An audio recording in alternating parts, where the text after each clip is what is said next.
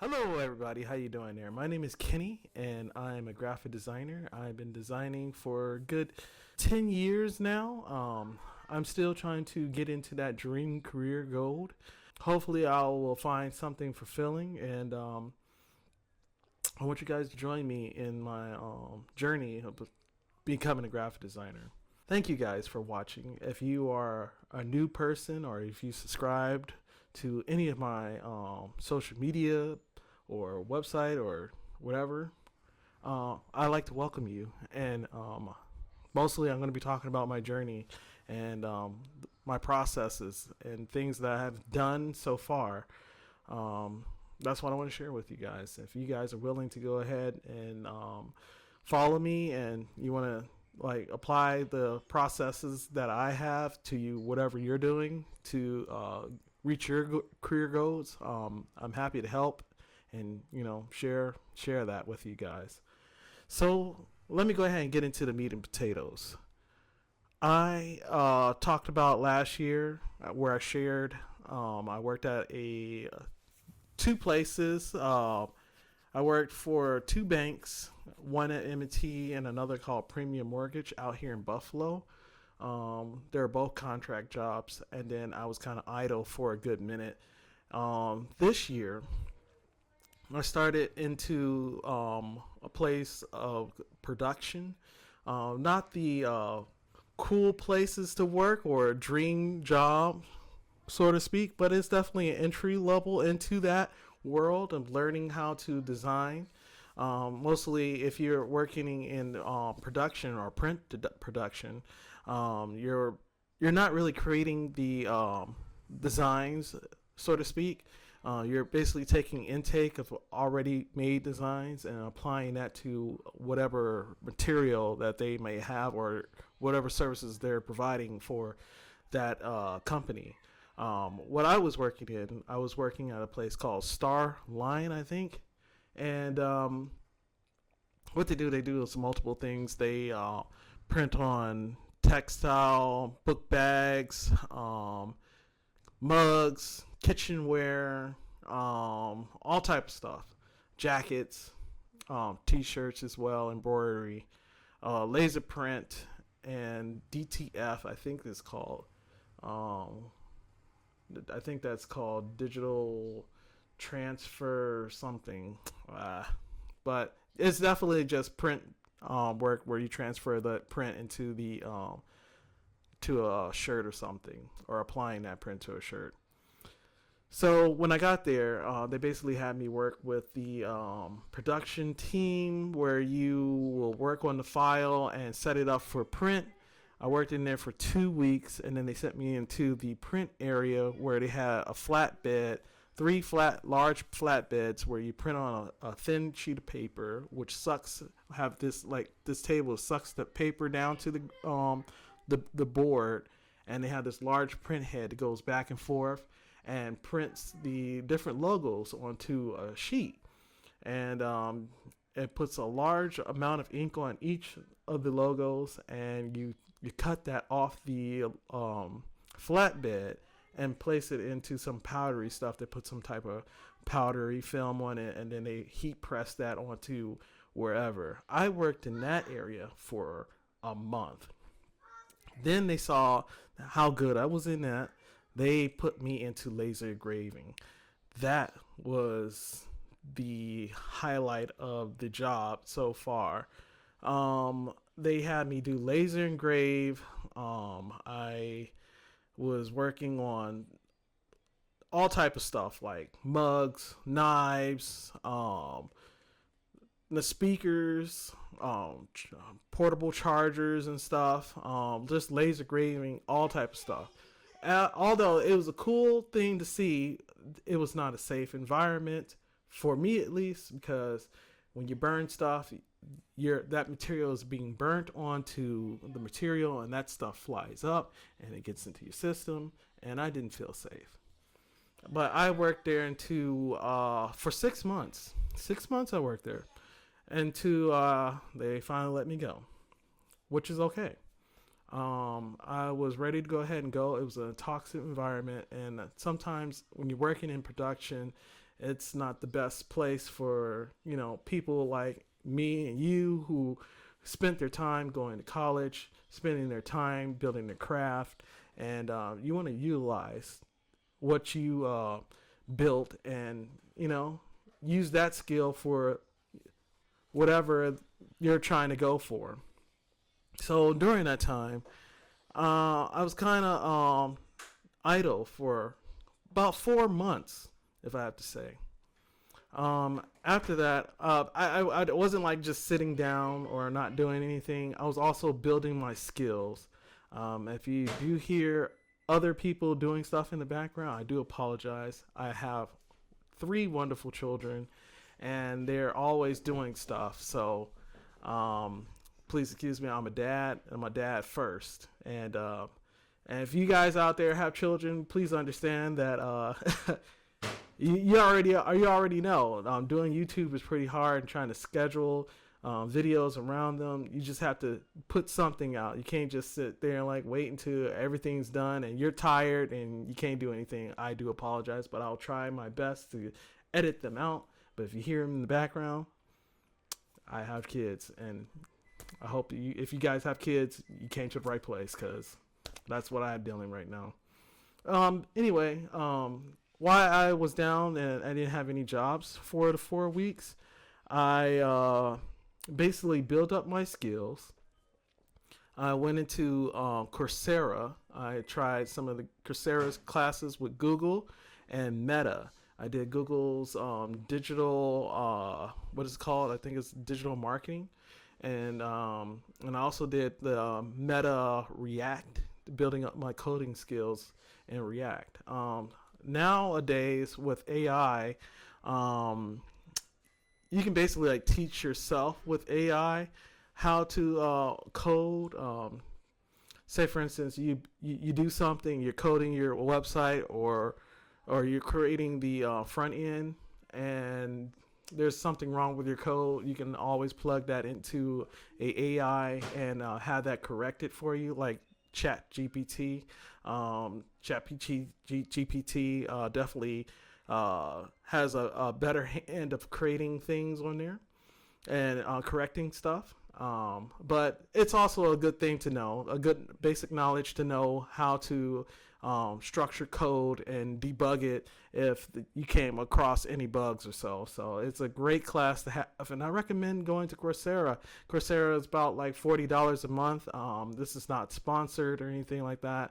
I'm just telling you what my experiences are, but yeah, definitely go if you're idle and you're looking to find that job. It's always best to keep up with your skills, update your portfolio and your website, and when that dream job comes, definitely tailor-made your resume to that job specifically, because we know today we have AI robots, and AI robots are scanning those resumes, and sometimes the recruiter is not looking at your resume. They're finding the unicorns, because there's a lot of unicorns out there. So we have to be the early birds. We have to be the first ones out there to put our resume online and get it. As soon as that job posts, we have to be ready and post that job with our work, our resumes, and everything that you have done, and give it your all and hope for the best. Also, I've been trying to join different game jams, small game jams, and I did like 3D level designs and stuff. I happened to work with some cool guys I found here in Buffalo that was working on a project. It was like a 2D scroller, and it's basically like a shooter, and it has like some 3D elements, and it was fun. Definitely building your skills and putting it on my portfolio.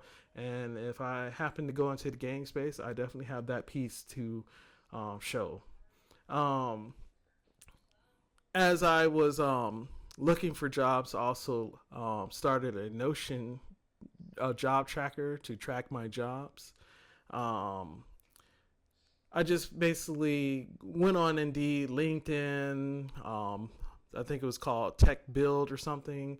All type of job boards and stuff, and post whatever jobs I found that applies to me and my skills, and just track to see what is biting, what is not coming back to me, and it's a great way to visual see where things are.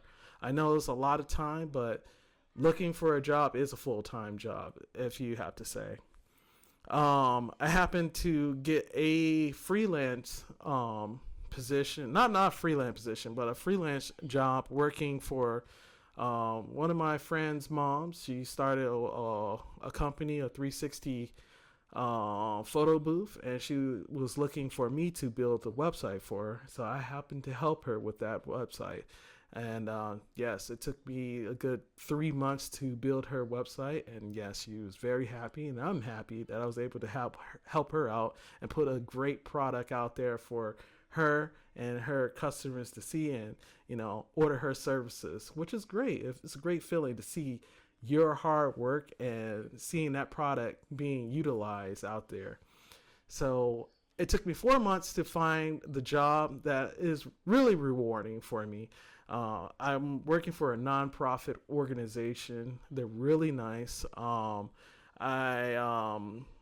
work in the funding department, and mostly my job is to report on the things that the services the nonprofit is doing for the community. It's called Community Service for Everyone, and they have tons of services. We're working with the disabled, mentally and domestic violence, all type of services, helping people who have a hard time building skills and stuff. And I go out there and I utilize all of my skills, like with the photography, videography, even like copywriting, going and interviewing people and creating monthly newsletters. Like I create like a monthly newsletter every month, and I also put out a monthly email to our prospective donors that we want people to donate to the company so we can fund different projects and programs for those people that we serve, which is awesome because the work that I'm doing is helping somebody out there, which is rewarding, and that's amazing. Like people all over Buffalo who is getting services from the company that I work for is seeing the work that I create, and I get tons of compliments about my design, and that is a surplus in my book. I'm truly happy. It's like a dream come true. But let me tell you, when I first started working, I had anxiety.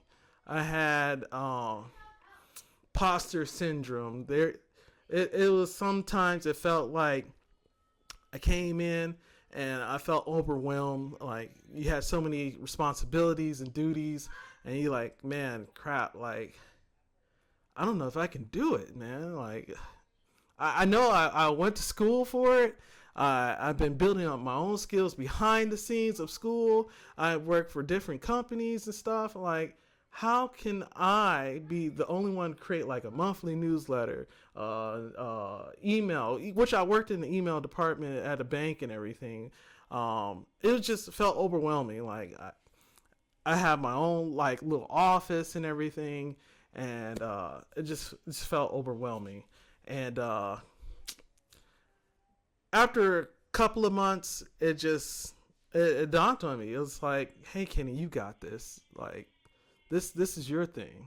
And as I worked on like the newsletters, and I saw like the open rate for each email that I sent out there, and people are donating to different programs, I'm like, wow, I can do this. This is something I can do. So also this year, I was like, okay, I want to do something for myself. It's always great to do something for somebody, but don't forget, you have to do stuff for yourself as well. And I felt like, yes, I can create newsletters, and I can create a newsletter for myself. So I did some research and I came across this interesting new social media. It's called Substack, and what Substack is, not sponsored by the way. Um, Substack is basically like an interesting way. It's the new way of like blogging. Remember the old days where you go online and you blog and you write your posts and stuff? This is like in the social media way, and people can subscribe to your newsletter, and you go ahead and write your posts. You can add pictures, you can add a video, you can add podcasts, an audio to it, also with text. And with text and everything helps out with the SEO and the SEO finding wherever you are. So I think it's great. It's built in email integration. So every time I post, the people who subscribe to my Substack will definitely get an email, and it's built in the email form. So they don't have to really go to the Substack area to read it. They can read it in their emails, which is a great thing for me. But if you guys want to go ahead and join my Substack subscription, I have it right there in the link in the descriptions below, and also in my newsletter. The newsletter is called Postmark the Network. And the reason why I call it Postmark the Network is because it's basically what I'm doing right now. I'm talking about my journey. I'm telling you the tools that I'm using, the stuff that I see out there in the digital world, the marketing, publications, print, all that stuff. I'm sharing my thoughts and ideas with you guys, and I'm posting that on there, and I want to network with you guys. And it's also going to help me as a designer build my clientele as a designer. So yeah, definitely, if you guys want to follow me for the next year, I'll be happy. Thank you. And if you guys have any conversations or discussions with me, I'll be happy to answer those questions for you. I'll be posting tips and resources that could be helping you out along your journeys. So far, that's it for my design journey. I'll be making another video talking about the different designs and stuff that I have made with my newsletters working with the company. It's already public and shared information, so it's okay to go ahead and share that with you guys. Thank you guys. Thank you for those people who have been rocking with me since forever, right now, joining me in all of my stuff that I've done.